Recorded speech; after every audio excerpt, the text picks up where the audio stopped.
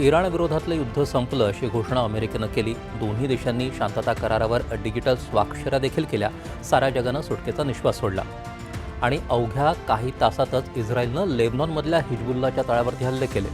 झालं शांतता कराराचं उल्लंघन झाल्याचं सांगत इराणनं होर्मुझ सामुद्रधुनी बंद करण्याची घोषणा केली. साऱ्या जगाला पुन्हा घोर लागला, कारण होर्मुझ ही फक्त सामुद्रधुनी नाही, ती जागतिक अर्थव्यवस्थेची जीवनवाहिनी आहे. जगातलं सुमारे 20% कच्चं तेल याच मार्गानं वाहून नेलं जातं. भारतासारख्या इंधन आयात करणाऱ्या देशांसाठी तर तिचं महत्त्व अधिकच आहे. या मार्गात निर्माण होणारा तणाव म्हणजे केवळ पश्चिम आशियाचा प्रश्न राहत नाही, तो जगाच्या अर्थव्यवस्थेचा प्रश्न बनतो. अशात सगळ्यांचं लक्ष लागलं ते स्वित्झर्लंडकडे. लेक लुरसन जवळच्या बुर्गेनस्टॉक रिसॉर्टमध्ये अमेरिका आणि इराण यांच्यात उच्चस्तरीय शांतता चर्चा सुरू झाली. वाढता तणाव कमी करणं, पश्चिम आशियात स्थैर्य आणणं आणि थेट संघर्ष टाळणं हा उद्देश होता. पण चर्चा सुरू होण्याआधीच वातावरण बिघडलं. राष्ट्राध्यक्ष ट्रम्प यांनी सोशल मीडियावर आणि एका मुलाखतीत इशारा दिला की करार झाला नाही तर इराणवर पुन्हा हल्ले होऊ शकतात, तेही अधिक जोरकस. हे वक्तव्य समोर येताच इराणी शिष्टमंडळाचा पारा चढला. अमेरिकन प्रतिनिधींशी हस्तांदोलन करायलाही त्यांनी नकार दिला. काही काळासाठी त्यांनी सभात्याग देखील केला. शांतता प्रक्रियेला धक्का बसणार असं वाटलं होतं, मात्र मध्यस्थांच्या सततच्या प्रयत्नांनंतर इराणी शिष्टमंडळ पुन्हा चर्चेच्या टेबलावरती आलं. पहिल्या दिवशी 80 मिनिटांची महत्त्वाची बैठक झाली. मध्यस्थ देशांच्या संयुक्त निवेदनानुसार या बैठकीत काही महत्त्वाचे निर्णय झाले. पुढच्या 60 दिवसात सर्व वादग्रस्त मुद्द्यांवर चर्चा पूर्ण करण्याचा पथदर्शी आराखडा निश्चित झाला. युद्धाऐवजी संवादाचा मार्ग खुला ठेवण्यावरती एकमत झालं. होर्मुझ सामुद्रधुनीत व्यापारी जहाजांची सुरक्षित वाहतूक सुरू राहावी यासाठी विशेष संवाद यंत्रणा होर्मुझ स्ट्रेट कम्युनिकेशन लाईन उभारण्यावरती सहमती झाली.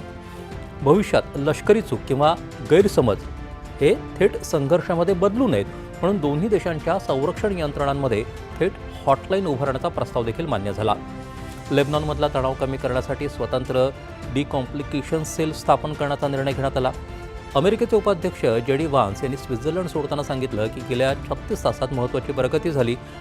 आम्हाला इराणच्या आश्वासनांवर नव्हे, त्यांच्या कृतींवर विश्वास ठेवायचा आहे. ट्रम्प यांनी सोशल मीडियावर लिहिलं की इराणनं आंतरराष्ट्रीय अणुऊर्जा संस्थेच्या निरीक्षकांना पुन्हा देशात येण्याची परवानगी देण्यावरती सहमती दर्शवली आहे. आणि इथेच या चर्चेतलं सर्वात मोठं कोडं समोर येतं. ज्या मुद्द्यावरून संघर्ष वाढला, ज्या मुद्द्यावरून अमेरिका आणि इराण आमनेसामने आले, तो अणु कार्यक्रम. इराणी माध्यमांनी दावा केला की पहिल्या दिवशीच्या चर्चेत संवर्धित युरेनियमवरती एकही शब्द बोलला गेला नाही. ना अणु तपासण्या, ना अण्वस्त्र कार्यक्रम. ज्या कारणामुळे तणाव शिगेला पोहोचला तो मुद्दाच चर्चेत आला नाही. हे एक मोठं प्रश्नचिन्ह आहे. अमेरिकेची भूमिका स्पष्ट आहे.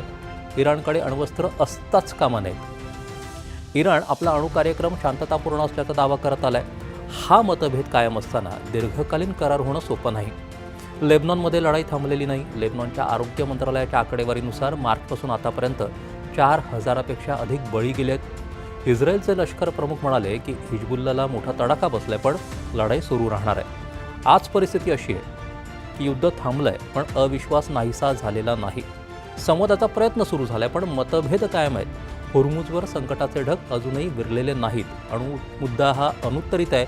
पुढचे 60 दिवस केवळ अमेरिका आणि इराणसाठी महत्त्वाचे नाही आहेत, ते साऱ्या जगाच्या ऊर्जा सुरक्षेसाठी, जागतिक अर्थव्यवस्थेसाठी आणि पश्चिम आशियातल्या लाखो माणसांच्या जगण्यासाठी महत्त्वाचे आहेत. तलवार अजूनही टांगती आहे.